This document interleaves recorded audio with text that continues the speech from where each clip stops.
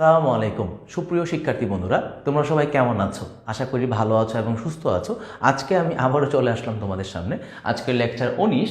আজকে আমরা শিখব বিশেষ জাবেদার পর্ব 4, বিক্রয় ফেরত জাবেদা কিভাবে প্রস্তুত করব সেটা আমরা শিখব আজকে।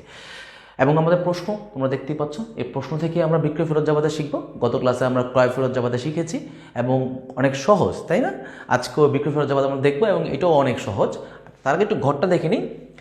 ফাতেমা স্টোরসের বিক্রয় ফেরত জাবেদা তারিখ, এখানে তারিখগুলো লিখব। ক্রেডিট হিসাব খাত, কারণ বিক্রয় ফেরত জাবেদায় আমরা জানি ধারে পণ্য বিক্রয়গুলো অন্তর্ভুক্ত হয়। ধারে পণ্য বিক্রয় জাবেদা কি? বিক্রয় ফেরত ডেবিট, বিবিধ দেনাদার হিসাব ক্রেডিট। তাহলে আমরা এখানে দেনাদারদের নাম লিখব, দ্যাটস ওয়াই এটা হয়েছে ক্রেডিট হিসাব খাত। আচ্ছা, ক্রেডিট নোট নং, কারণ হচ্ছে বিক্রয় ফেরতের জন্য আমরা ক্রেডিট নোট দলিল তৈরি করে থাকি। সেটা পৃষ্ঠা নম্বর প্রশ্ন দেওয়া থাকবে, সেটা দেখে দেখে আমরা এখানে লিখব। সূত্র, এখানে আমরা অ্যামাউন্ট লিখব। চলো আমরা বিক্রয় জাবেদা প্রস্তুত করি। এখানে দেখতে পাচ্ছ প্রশ্ন, ফাতেমা স্টোরসের 2017 সালের এপ্রিল মাসে নিম্নোক্ত ফেরতসমূহ সংগঠিত হয়েছে। এখান থেকে আমরা বেছে বেছে বিক্রয় ফেরত জাবেদায় বিক্রয় ফেরতগুলো অন্তর্ভুক্ত করব। দেখি, এপ্রিলের 3 বলতেছে, রাতুল ট্রেডার্সের নিকট হতে প্রাপ্তি প্রতি প্যাকেট 250 টাকা করে 10 প্যাকেট গুঁড়ো দুধ মেয়াদ উত্তীর্ণ হওয়ায় ফেরত পাওয়া গেল। ফেরত পেয়েছি। তোমাদেরকে গত ক্লাসে আমি বুঝিয়েছি না যে আমরা যদি ফেরত পাই তার মানে এটা কী ফেরত? বিক্রয় ফেরত, কারণ আমি বিক্রি করেছিলাম, এখন আমি ফেরত পেয়েছি। তাহলে এটা অবশ্যই বিক্রয় ফেরত জাবেদায় আসবে। তাহলে এপ্রিলের 3 আমরা ক্রেডিট হিসাব খাত লিখব রাতুল ট্রেডার্স হিসাব।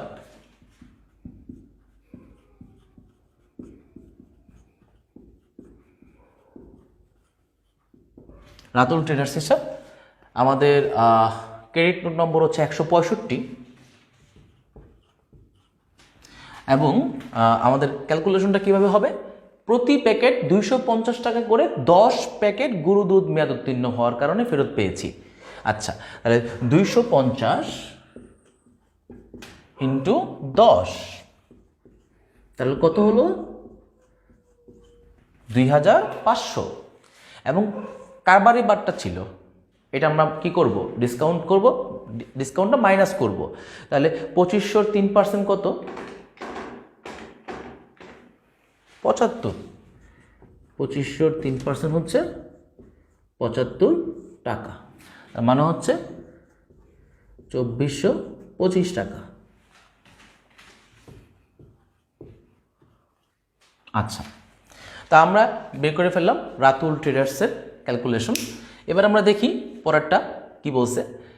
এপ্রিল 9, জামান অ্যান্ড সন্সের নিকট প্রতি কেজি 50 টাকা করে 40 কেজি ডিটারজেন্ট নিম্নমানের হওয়ায় ফেরত পাঠানো হলো। ফেরত পাঠিয়েছি, এটা কি ক্রয় ফেরত না বিক্রয় ফেরত?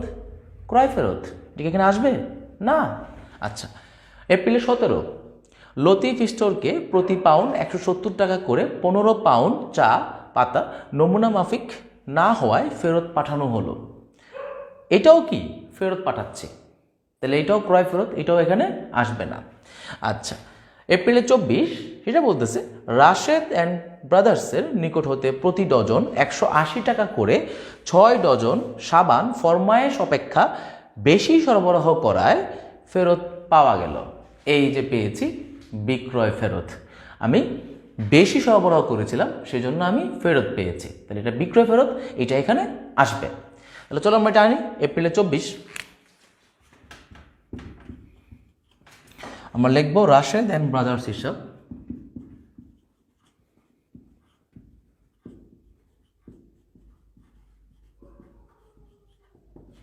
ওকে, রাশেদ অ্যান্ড ব্রাদার্স হিসাব। এবং আমাদের ক্রেডিট নোট নম্বর কত? 166। একটা কথা বলি, সেটা তোমাদের জন্য সুবিধাজনক হবে। ক্রয় ফেরত বিক্রয় ফেরত চিনার আরেকটা উপায় আছে, যেটার সাথে ডেবিট নোট নম্বর থাকবে, এটা ক্রয় ফেরত। আর যেটার সাথে ক্রেডিট নোট নম্বর থাকবে সেটা বিক্রয় ফেরত। এটা তোমরা যদি মানে বের করতে না পারো তখন তোমরা নোটগুলো দেখে একটু চিন্তা করে নিও যে কোনটা ক্রয় ফেরত কোনটা বিক্রয় ফেরত।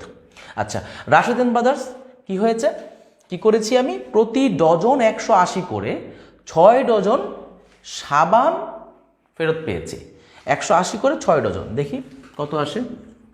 180 ইন্টু 6,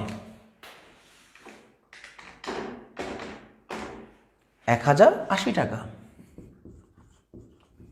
আচ্ছা, এবং আমাদের ডিসকাউন্ট কত, 4% ডিসকাউন্ট। সো আমরা দেখি 4% ডিসকাউন্ট বাদ দেওয়ার পর কত আসে। সো এটার 4% হচ্ছে 43.2 টাকা। এটা যদি আমরা মাইনাস করি তাহলে 1034.8। আমরা লিখবো এখানে 1034.8, বা এটাকে আমরা রাউন্ড ফিগারও করে দিতে পারি এখানে 7 দিয়ে, কোনো সমস্যা নেই। আচ্ছা, আমাদের তাহলে আর নাই নিচে কিছু, তো মানে এই দুইটাই আমাদের এখানে আসতেছে। আমরা যোগ করে দেখি আমাদের কত আসতেছে।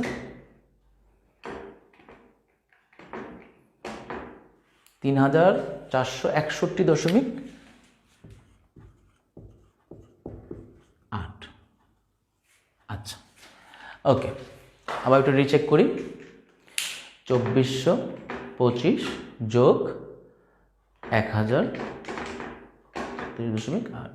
আচ্ছা, ওকে, আমাদের তাহলে মোট বিক্রয় ফেরত জাবাদার অ্যান্সার বের হলো 3461.8।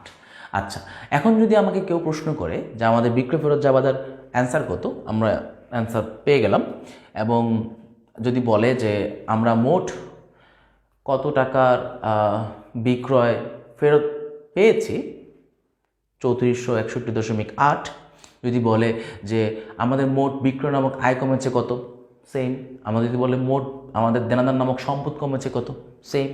তাহলে এইভাবেই আমরা পরীক্ষা হলে বিক্রয় ফেরত জাবেদা প্রস্তুত করব, প্রশ্ন থেকে বেছে বেছে বিক্রয় ফেরতগুলো নিয়ে প্রস্তুত করব। খুব সহজ, তাই না? হ্যাঁ, খুবই সহজ। আমরা এগুলো বাসায় প্র্যাকটিস করব, এবং আজকে আমাদের এখানেই শেষ করতে হচ্ছে, কারণ আমাদের বিক্রয় ফেরত জাবেদা আমরা বুঝে গেছি সবাই, তাই না? তো আমরা পরবর্তী ক্লাসে নগদ প্রাপ্তি জাবেদা অর্থাৎ বিশেষ জাবেদা পর্ব 5 ওইটা নিয়ে আসবো। এবং আজকে তাহলে এই পর্যন্তই থাকুক, সবাই ভালো থাকো, সুস্থ থাকো, আল্লাহ হাফেজ।